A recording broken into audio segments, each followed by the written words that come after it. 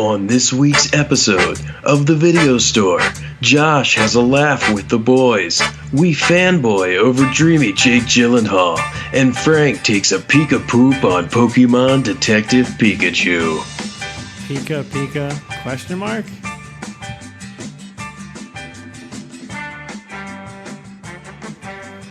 Welcome to the Video Store Podcast. It's been a minute. Typically, every week we review movies, TV shows, whatever else we watch, and we look ahead at what's streaming, on demand, out for rental, and in theaters. My name's Frank. Suspenseful Josh. Hi, that's me. Nice pregnant pause. Yeah, it's been a while, but... Put it in the pause. We have gotten past all technical and geographical difficulties, and we should be back to our weekly schedule, so thanks for being patient with us.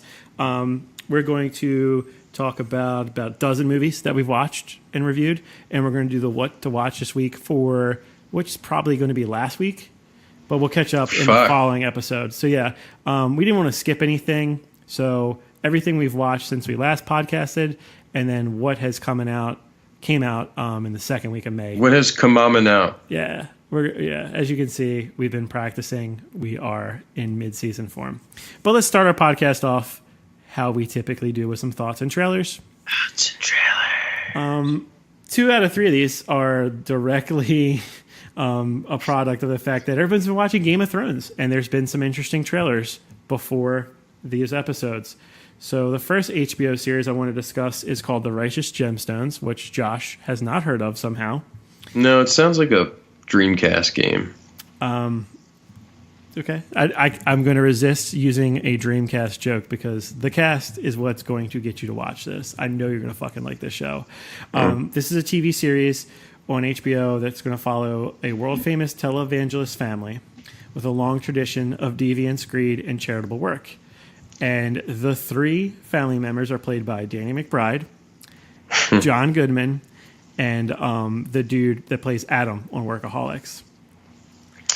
There's also Walter Goggins playing a character called Goggins playing a character called Baby Billy Freeman. Tell me you don't want to see this show. Yeah, I do love Danny McBride. I'll watch him in anything. In the trailers, they're all super preachers. They have their own fucking private jets, and one says the Father, the Son, and the Holy Spirit. Each of them are labeled. So yeah, it's kind of sounds like a rendition of that Steve Martin movie where he was a traveling pastor. If you remember, yeah, keeping the faith. But this is more of the it's just like Eastbound and Down with fucking pastors. That vice principals, that type of yeah. They're just living the fucking high life off of all these donations from the Lord. So if you're like Josh, you haven't watched the trailer, check it out. You'd be right. If you have that sense of humor that we have, you're going to dig it. I've been dying. Being pitched before Game of Thrones episodes is this Watchmen TV series. It's going to be out some point in 2019, as is the previous mentioned Righteous Gemstones. So this is a continuation of the graphic novel, and I don't know if it's going to be like the movie, but that kind of covered the graphic novel as well. It's an HBO original series that takes place in contemporary America, where the costume heroes are outlawed and the doomsday clock continues to tick. I thought it was a really good tease. You get an idea of what the production value is going to look like. I like the Rorschach gang or whatever was going on there. I'm interested until it's kind of like Westworld. I'm in until they force me out on this one. Okay. Yeah, I guess I'd say I'm in the same boat. Yeah, you're going to check this out. Yeah, I mean, I really dug the movie, and HBO, I don't know if they're going to do Rorschach as good as he was done by Homeboy in the movie, but that was the only thing that I'm kind of concerned. Well, if it follows the movie, Rorschach's dead. Oh. So I think those gang members will just keep it on the tradition. He's a cult, he's a cult figure. I would assume. I don't know. I didn't pay that much attention to the trailer. Yeah, I don't read any of these things. So it's still TBD 2019 for Watchmen. Righteous Gemstones, August 2019. So just some exciting TV shows. I know we don't talk much TV, but I think that's because you won't watch it. I won't watch it. Yeah, it's on. Yeah. So did you look at this next trailer that I been trying to force upon you for a couple weeks now? I did originally. You're talking about Skin, which is about a destitute young man raised by racist skinheads and notorious amongst white supremacists. He turns his back on hatred and violence and transforms his life with the help of a black activist and the woman he loves. This comes out July 26th.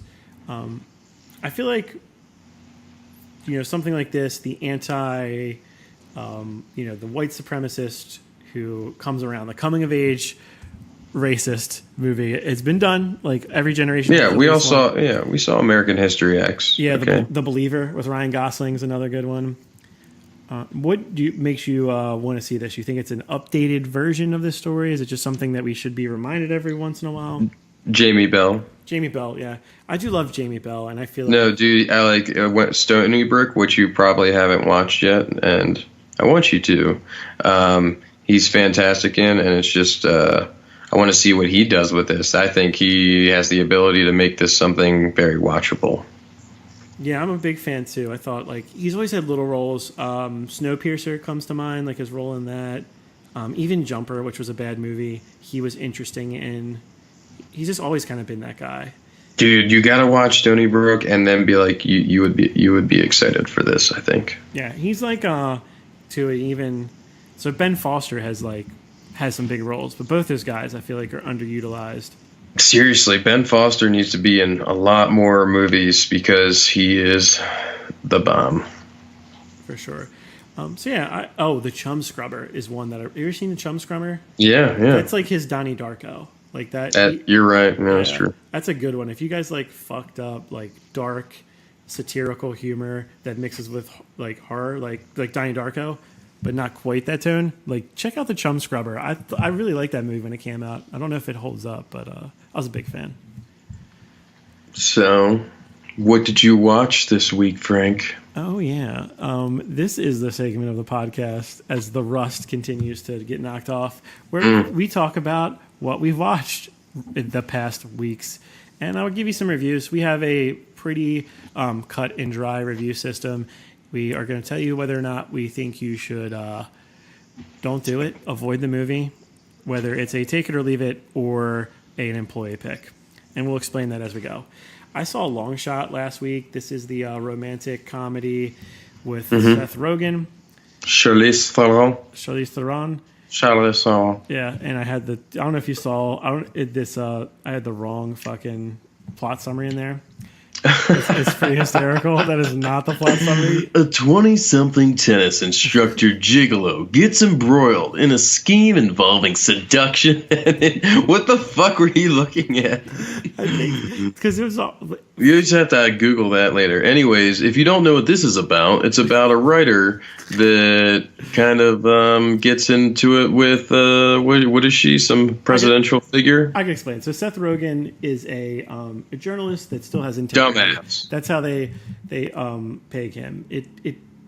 He's a political journalist. He's definitely left leaning. He's fighting for the little guy, and he loses his job because of this. He gets bought out by the guy who's the insert all billionaires into one evil character guy. Okay. And he bumps, soul patch. Yeah, his buddy takes him to a party, and he bumps into Charlize Theron, who's the Secretary of State and the heir to the Democratic side of being the next presidential candidate, and likely the winner. Right. Of the He's going to be the first man. Yeah. So they meet, and she's trying to appeal to people. First husband? She's single. Is that what you're asking? If she had a husband? Oh, no. I was just trying to figure out, how do they phrase that? Is it first man or first husband? Would it be first gentleman? It's I think it's the first gentleman. They actually talk about that. Fuck. At the end of the movie. So anyways, she is the perfect candidate, but she's not relatable. So that's where he comes in, where her PR team, who's super analytical and has a rating score for everything, says she needs a sense of humor and people. He's Jewish and funny. Relate to her, and she recruits him because she knew him when she was younger and was always liked him.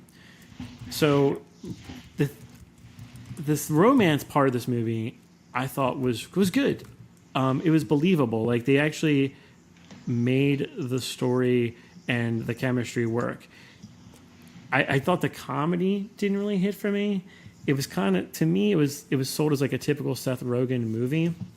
Mm-hmm. And I thought that stuff didn't work, and that kind of hurt and like fractured the film for me, where like the jokes didn't land, but yeah, they were a believable couple, but I kept getting detached from the movie because the humor was, I felt like they were trying to make this mature political commentary and more adult movie for Seth Rogen, and it just, whatever, the ingredients just didn't work. So for me, it's a take it or leave it. If you're looking for something light and likable, it's a good date movie for sure. And if that's all they were trying to make, cool. To me, it's a hollow date movie that I don't ever need to watch again. And I was okay for the 2 hours. I was amused. 2 hours? Fuck. Yeah, it's like an hour and 45. So I was amused. It didn't really get past amusement and like, oh, it's charming. Do you feel that amusement is worth an hour and 45 minutes? See, I'm less forgiving. I'd have been like, nah, fuck that. I mean, you got good performances from Charlize and Seth Rogen, so. All right. Like I said, I was amused. He was amused. Do I amuse you? So I watched this called Little, which I know we talked about maybe a couple weeks ago on some trailers. Why? I don't know. I just did it. Don't talk about me. I got to live out my black sassiness, and it's through movies. Yeah, Regina Hall. I love her. She's hysterical. Yeah, dude. I will say that really the relationship between little Jordan Saunders, played by Marseille Martin, not very familiar with her, and Issa Rae, who plays the assistant, is just fucking hilarious. Just damn funny. And I think with a tired old storyline, which it's about a woman transformed into her younger self at a point in her life when the pressures of adulthood become too much. Basically, this little girl wishes her into a little child, and she deals with this while being her still bossy, sassy self. So it's adorable, it's cute, it's funny, and it has heart. And so it falls in that. I wouldn't say an employee pick, but I would say it's a decent movie. So yeah, still I'd say a positive, take it or leave it. But definitely just still has genuinely funny moments, and that was enough to keep me interested. Yeah, because it looked kind of silly to me, but if it's sweet and like touching, that's gonna save it. Yeah, and that's basically where I was at. So not terrible. Cool. Could have been worse. Could have been worse. Yeah. So Longshot is like in premiere theaters. Little is like in between that, like your second run theaters right now. So one of the reasons why this podcast has been delayed is that I was moving. I was like 10 days or so. It felt like 2 weeks. I had no internet. I had no cable. So your boy was visiting the Red Box quite often, and selection is limited on the Red Box. Hence me checking off some movies from last year that I didn't see. Saw Bohemian Rhapsody. Here's my thoughts on this. It's about Queen. It's about Freddie Mercury. I thought the performance was great by Rami Malek.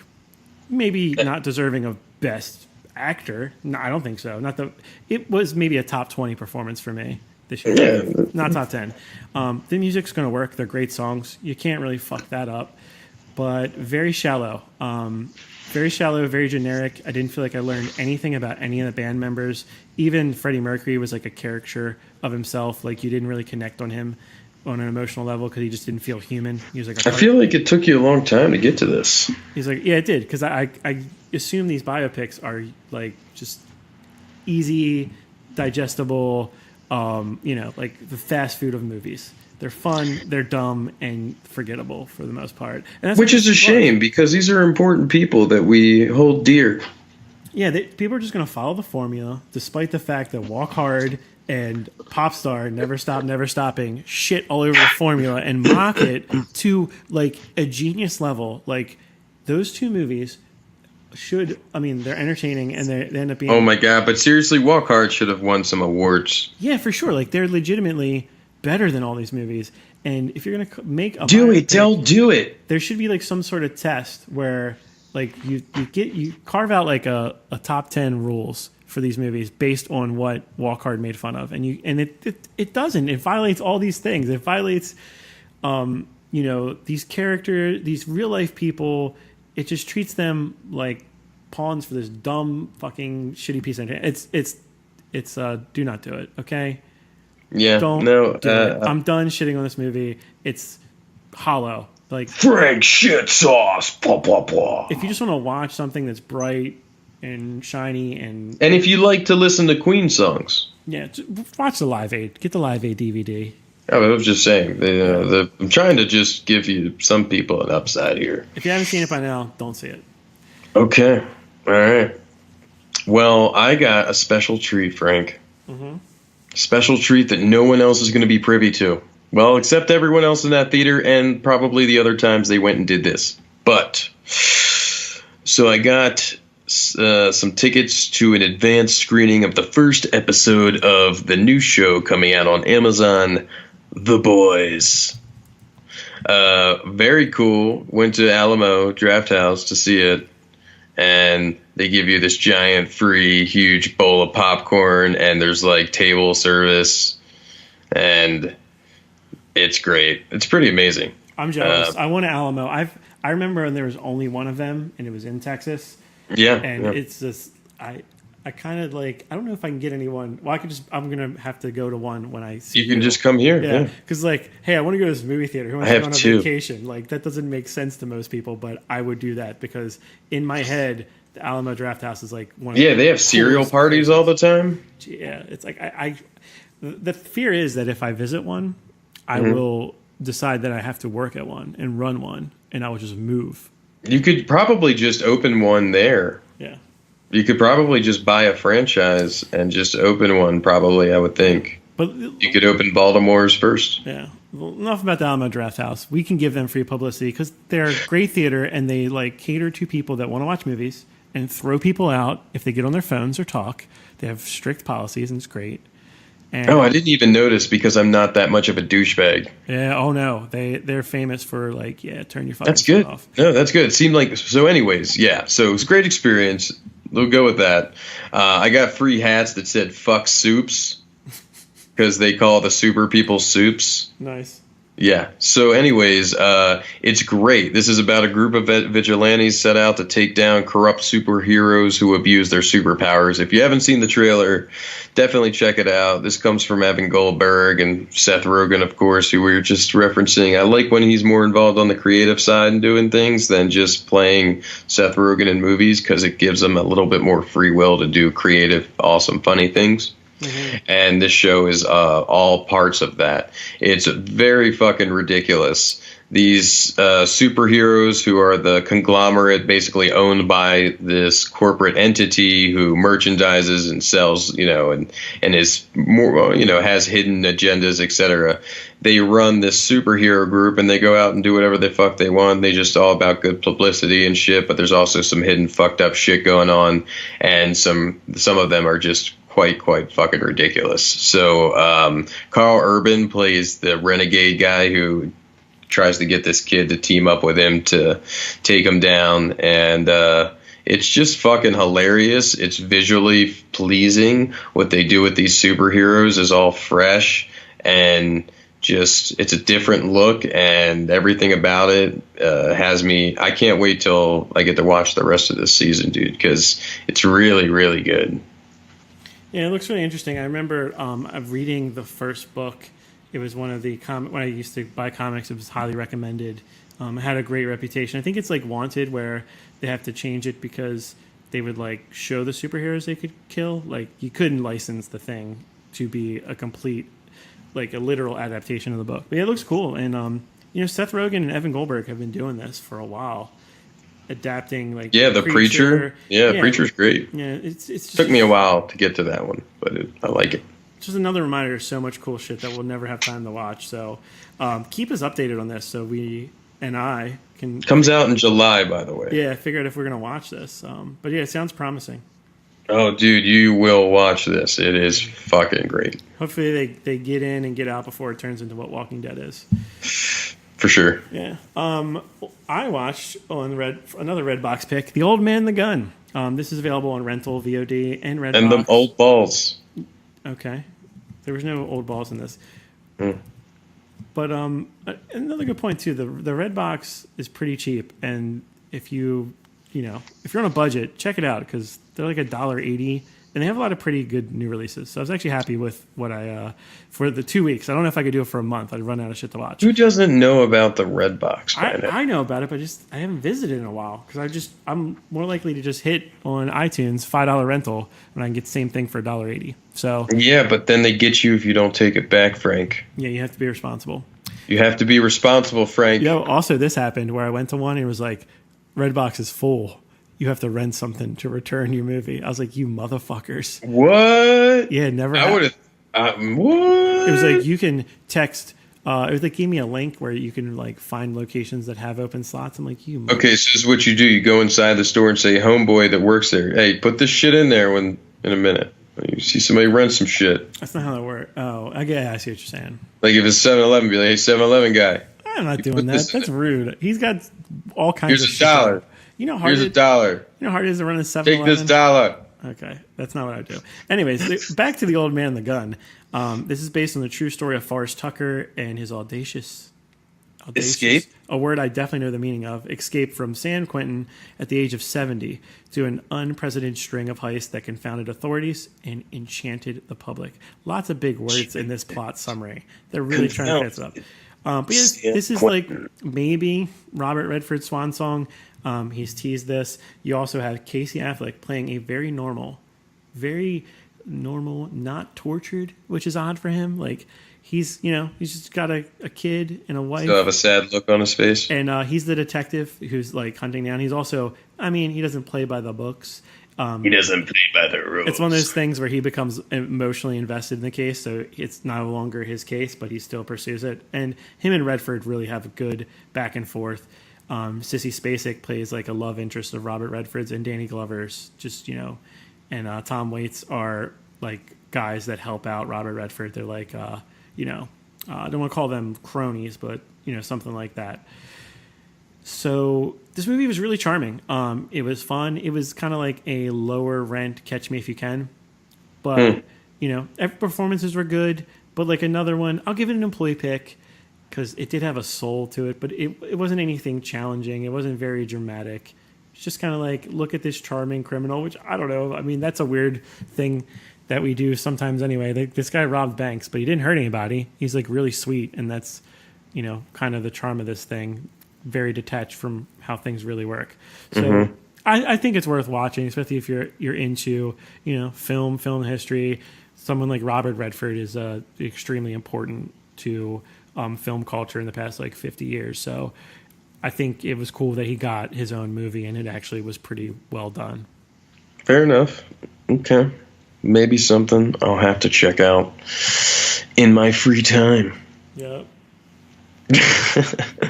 So I Netflix because I'm simple and easy. Yeah, you're in 2019. I'm in 2009 with the Red. You're like, yeah. So who goes to the convenience store for movies anymore?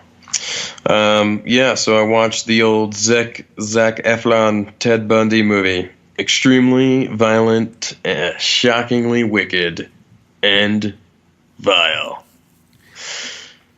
If you don't know about this, it's about Ted Bundy, and although you would hardly know it, considering that I just don't feel like it was the story of a murderer as much as someone you're like, did he do it? Did he not do it? Yeah, he fucking did it. Yeah, he murdered those people.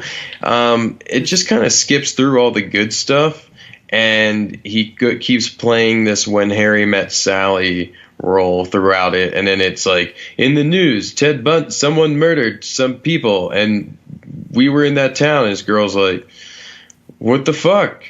We were there. And he's like, babe, I didn't do it. I mean, come on, babe.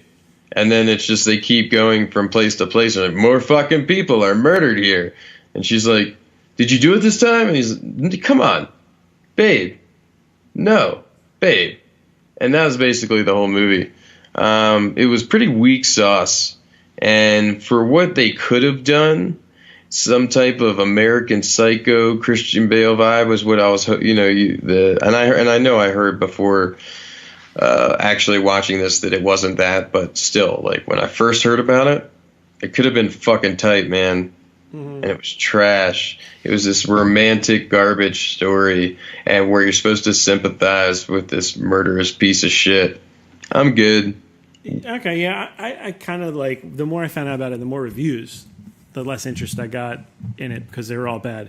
But yeah, I guess it's an interesting idea, a concept. It's like O.J. Simpson. To show it in it's like a very narrow perspective. It's isn't it told like in the perspective of the girl who was dating him during this, and yeah, basically, and it's about like how he could pull this off and the relationship.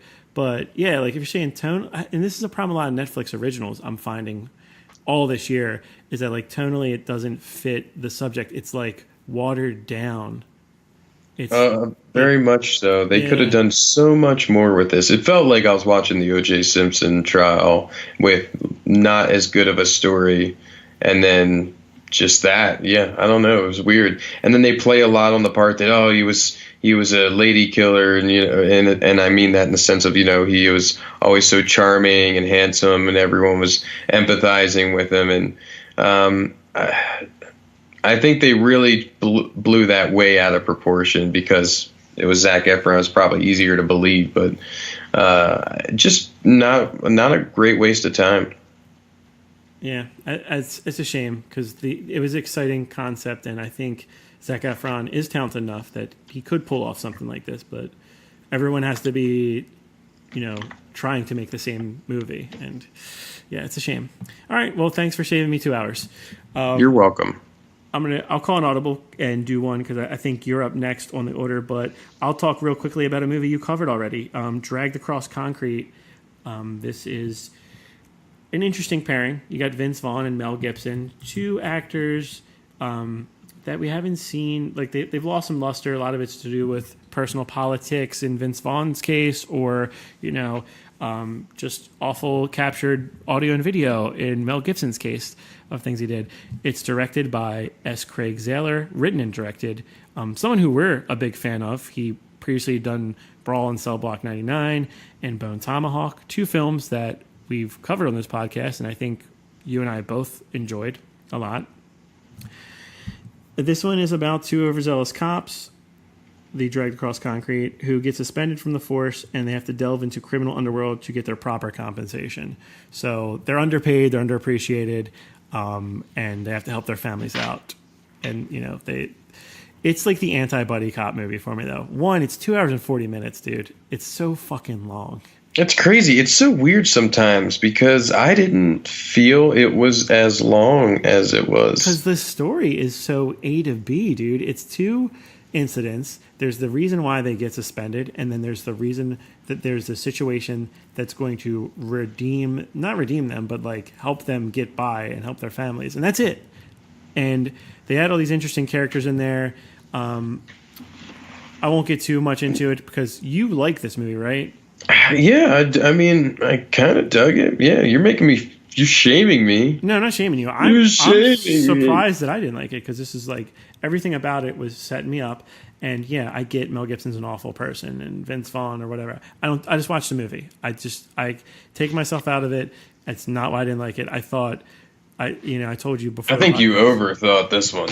It's just I'm watching it to be entertained, and I thought the police brutality defense was like off-putting and like just fumbled. Like it was so disingenuous. It was just the argument for the police brutality and for the like systemic and like literal racism between the two cops. Like the first 20 minutes of the movie. Yeah, but it's like they're building who these characters are, and I don't root for them. And then even like what they went through seemed pointless. I don't know. The whole movie had some good performances, but just seemed pointless.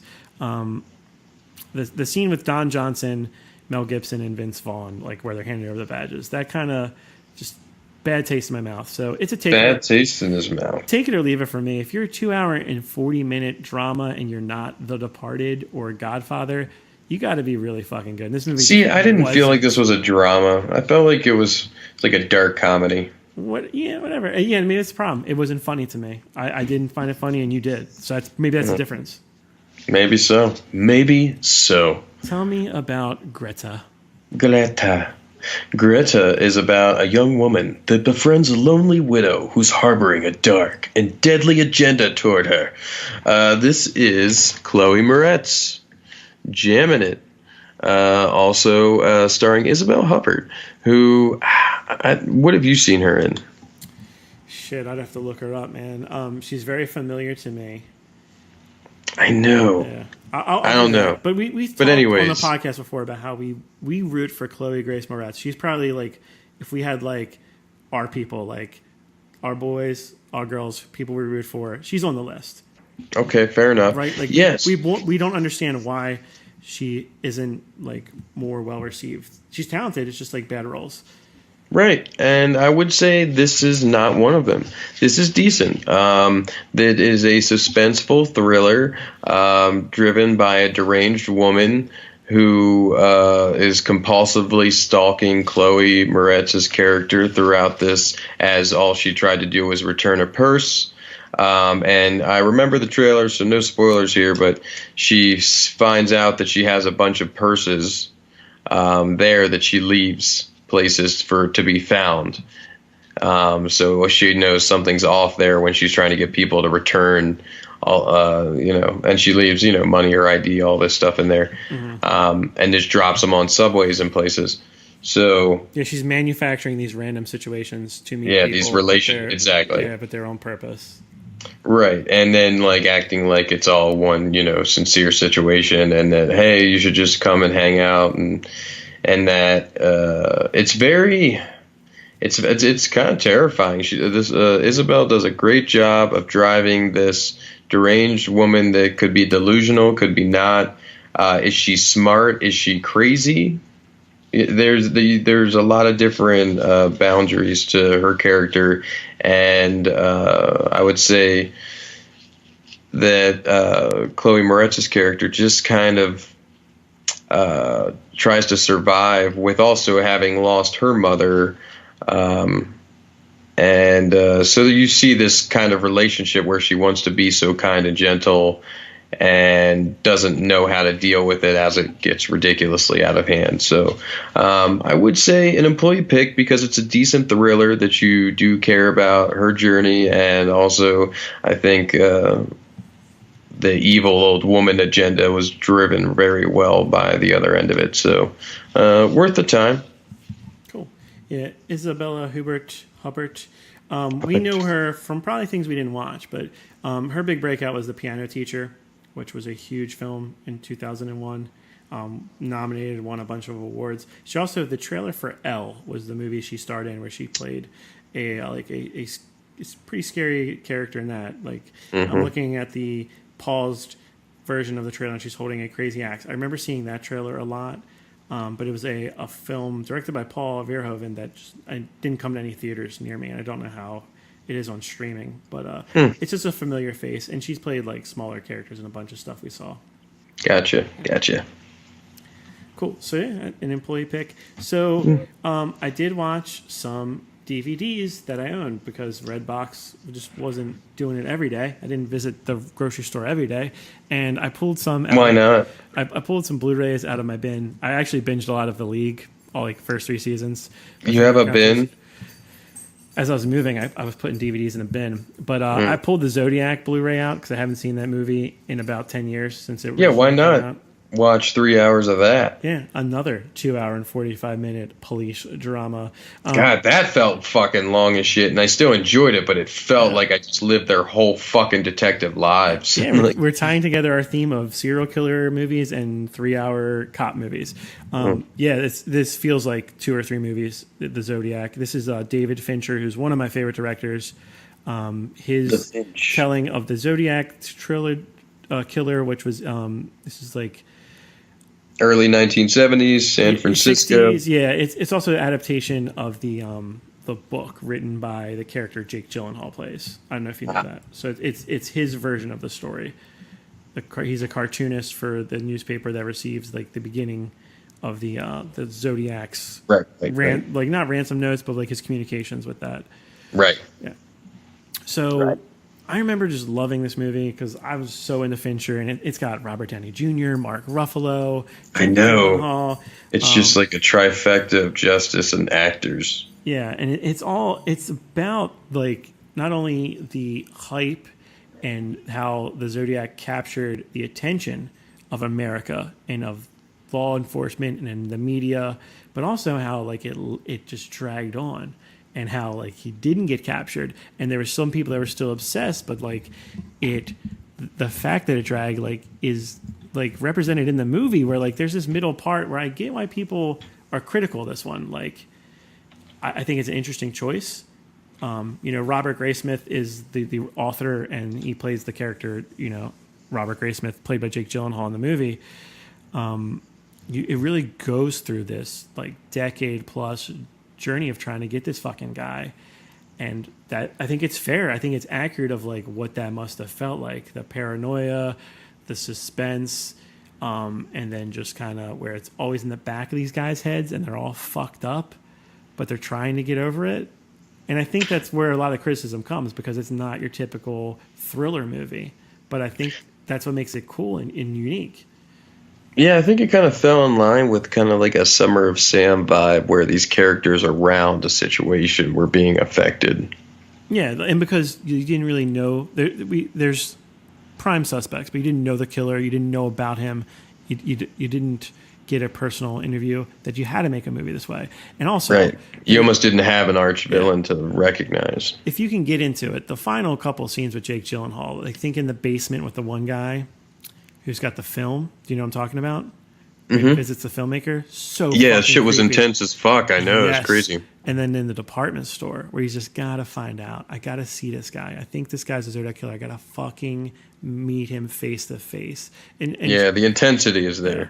And Jake Gyllenhaal, like, fucking this is his movie. I mean, Robert Downey Jr. is great. He's one of my favorite actors of all time, and he's fantastic. Mark Ruffalo was really great in it too. Ruffalo was great too, but the journey that Jake Gyllenhaal's character takes. Oh, for sure. It's very similar to like Nightcrawler, I felt like, in a ability of his performance. But I'll admit, it's a tough hang. And if I wasn't such a fan before, I probably wouldn't have stuck with it. If I had options, maybe if I didn't have internet, I would have watched something else. But like, if this is like a rainy Sunday movie, or like something you maybe split up into two viewings, can't really recommend where you chop it in half.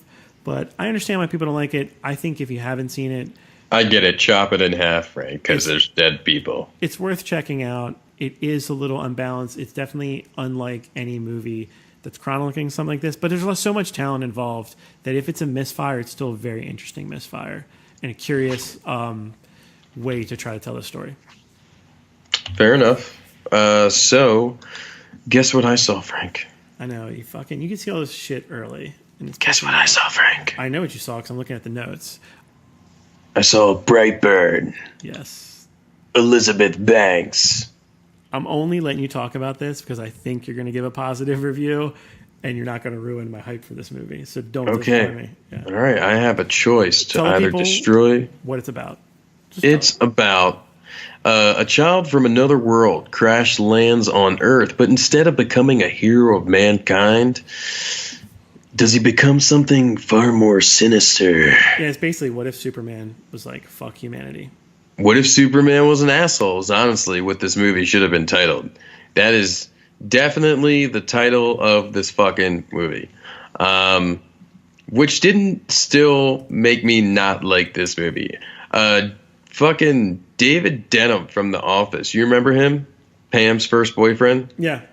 Yeah, homeboy plays the husband to Elizabeth Banks.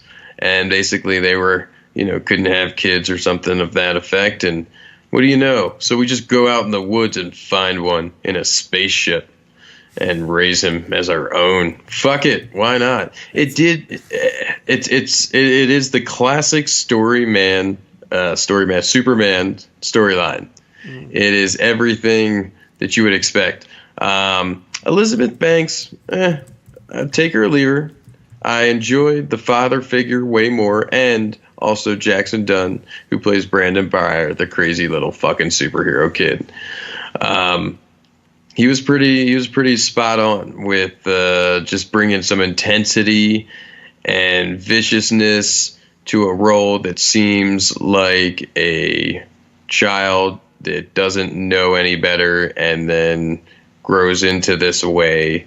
And it's just almost a primal thing that's inside him of his otherworldly whatever situation that he's driven to this madness and intense situation. It's not very Omen as much as it is something else. So maybe Pet Cemetery. I don't know. It's a tough one to explain. I will say visually though, it's very good, and you would be surprised at some of the goriness that shows up. So pretty decent watch. I'm good with it.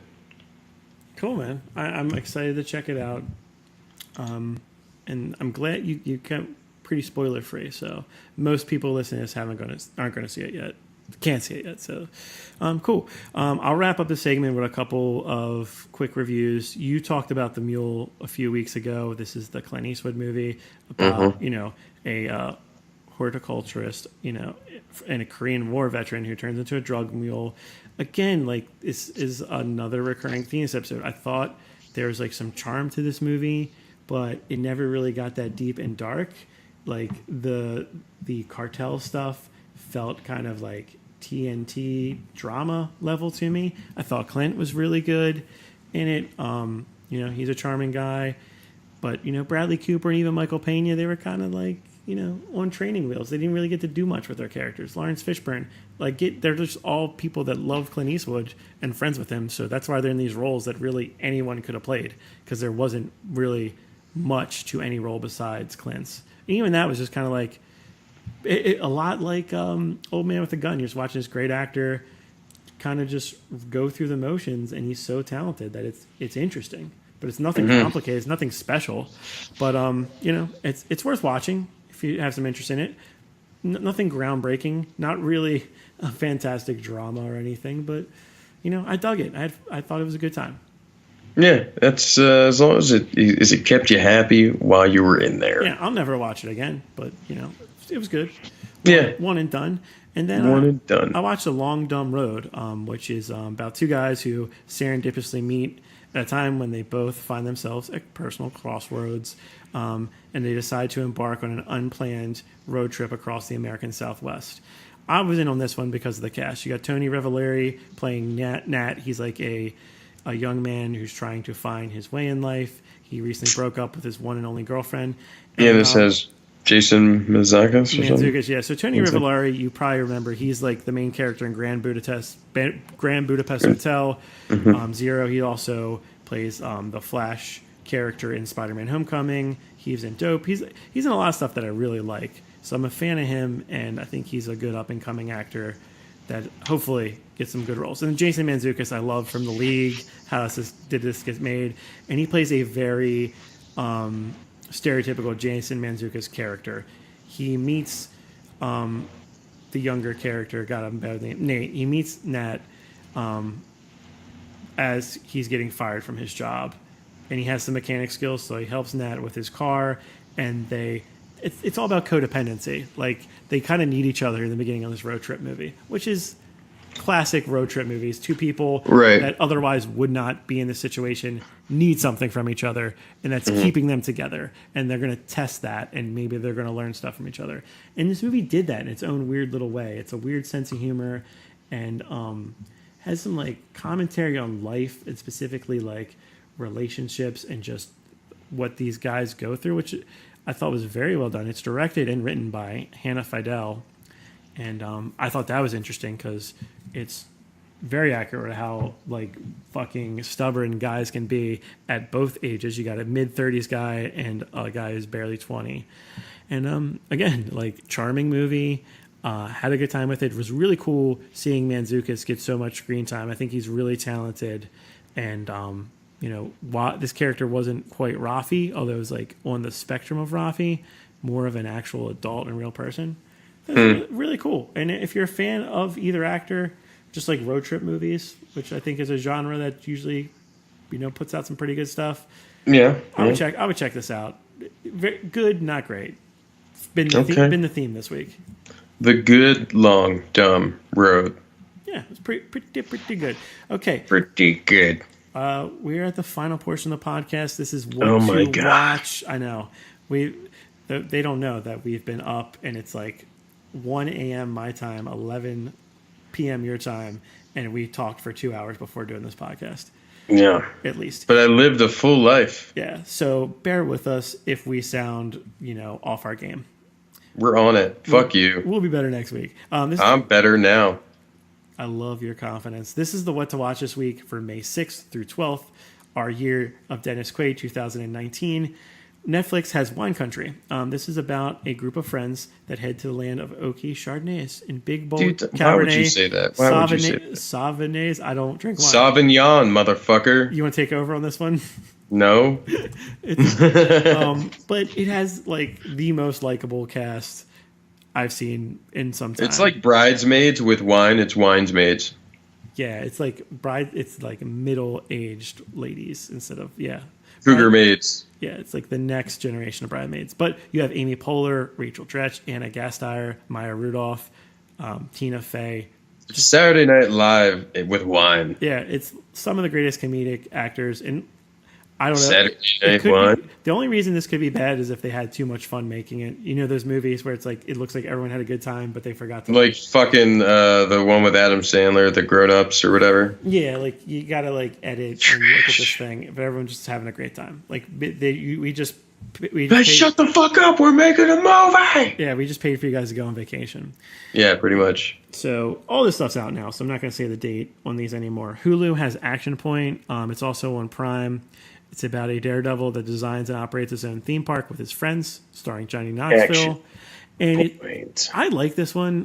I've always been a fan of Jackass and Johnny Knoxville specifically, and I thought it was like a good metaphor for the Jackass time where they had this like dangerous amusement park that was, ahead of its time, but now it's being viewed at society as too hazardous and it has to shut down. But there's a lot of relationships, friendships, and like a family built around this idea, and they're trying to hang on to it. And I thought it was really interesting that, Johnny Knoxville did this movie because this character is very similar to his real life, Makes it easy. Yeah, it's a real life story. So yeah, I like this. It's dumb humor, but it just struck a chord with me. And I thought it was, Because Frank likes to do dumb shit and hurt himself. No, but I just, I thought like Johnny Knoxville picked this for a reason, and I think he's, of our generation, he's one of the biggest comedic influences for sure. And it was cool to see him do this movie that was like a reflection on that time. And it was just fun and dumb all on its own, even if you didn't care about that part of it. It was fun. On rental and VOD, we got The Professor and the Madman. Sir James Murray is the Professor, and Dr. William Chester Minor is the Madman. This is Sean Penn and... Racist asshole. Mel Gibson, still getting those checks. And then, we talked about this a couple weeks ago. It's interesting just to see two of the biggest actors of like the 80s and 90s paired up in this movie that made straight to video. So a lot of talent there. I don't know if it's going to work out, but it's out there. I don't know. I thought about it. Mm-hmm. I just, it's definitely something you got to be in the mood. Yeah. In theaters currently, and it's probably outdated, but in theaters. It's fucking out now. You can go fucking watch this shit. You can watch this shit. Pokemon Detective Pikachu. Which you did. Described as a world where people collect Pokemon to do battle. A boy comes across an intelligent talking Pikachu who seeks to be a detective. So I'm not a huge Pokemon fan. I'm aware of it. I worked at GameStop for almost a decade. I like the original Pokemon. A lot of my friends were in the Pokemon. So I'm aware. I was always Pokemon adjacent. Like I was aware of it, just didn't get into it. Movie did not work for me. I thought it was very generic. I thought the characters looked cool. I thought the world they created was interesting. Great look. There's definitely potential there, but the movie itself was pretty generic. The lead kid was just not that interesting, and the movie kind of falls apart in the end. It doesn't know how to resolve itself. But if you're a huge Pokemon fan, you may like it because during my screening, people were cheering, and there's like these jokes I could tell that were real inside moments that people were like, the way they're responding to. There's right, like they would be like Magikarp, and they'd be like, "Oh, got him." Yeah, exactly. I think there was a magic carp scene for sure in that movie. Really? Yeah. Nailed it. So if you're not a Pokemon fan, don't listen to me. Go watch this movie. Yeah, You'll I'm a fan of cry. the original, so you actually haven't deterred me. Yeah, go watch it. But if you're I don't think it's going to be amazing. it's a take it or leave it just because it's not for casual fans. How was Ryan Reynolds, though? He was good. Okay. Yeah, he was good. There we go. Yeah. But yeah, it's for fans only, I feel like. Okay. I would love to hear because yeah, even people that are a little more into Pokemon than me, I have similar reactions.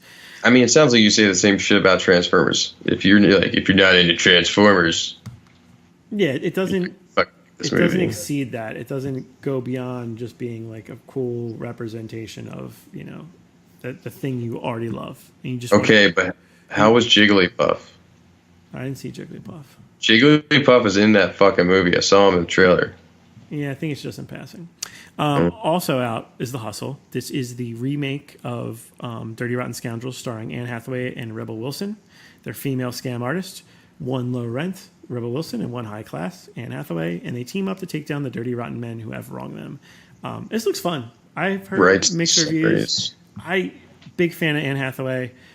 She was similarly in a role in Ocean's 8 last year, or was it the year before? And I thought she was great in that, despite that movie being mediocre. Too bad. Well, she also kind of has a similar role as Catwoman. Yeah, true. She likes to steal stuff. Maybe she's trying to tell us something. And Rebel Wilson, I think, is talented too. I just don't. She's not always in movies that I like. I know you watched the dating one. Yeah, and that was meh. Yeah, but I think she's super talented too. It's just she needs to find the right vehicle to like. Yeah, I feel like she's like the Nick Frost, but just doesn't have the roles that Nick Frost gets. Yeah, she needs her Simon Pegg at least. Maybe that's what it is. Hathaway can be her Simon Pegg. Maybe so. Maybe so. Yeah. All right, man. We did it. We wrapped this puppy up. Speaking of Simon Pegg, he plays the father of this kid in The Boys. Nice. He's dad status now. That's interesting. Yeah, I know. Well, dude, I love him so much. Yeah. So yeah, thanks for hanging with us. We will be back next week. Any idea what you're gonna watch next week? Well, we're gonna all watch the same thing. Us and the rest of the world will watch the final episode of Game of Thrones. I saw that there's a few episodes of Chernobyl out, where that HBO show that seemed pretty interesting. Yeah, it looks good. And I might still check out Detective Pikachu because Detective, go fuck yourself. Fair. I'm going to catch up on all the streaming stuff. I'll stay away from the stuff Josh has reviewed for the time being. I have like 2 weeks worth of Netflix, HBO to catch up on, and I'm going to watch John Wick 3. So John Wick 3. Yes, Keanu Reeves, more ass kicking, and Halle Berry. Yeah. So again, thanks for hanging with us. You guys are great. I don't know why you continue to listen. We will try to give you good reviews and previews for stuff and help you out. Hope it sounds good too, because I'm in a very high ceiling situation. So if it sounds like shit, I'm going to fix that next week, and we'll be back. Frank's going to build a pillow for it. Fuck yeah. But that's it. That's all I got. See you guys next week. Bye.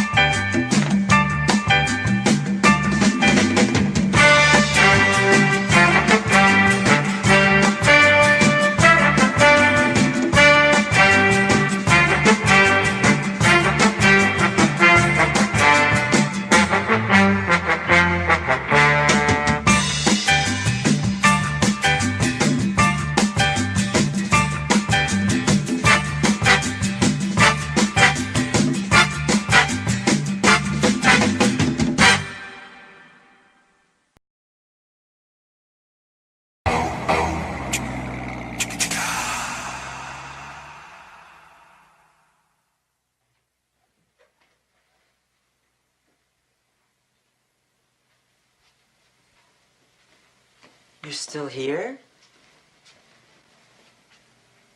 It's over. Go home.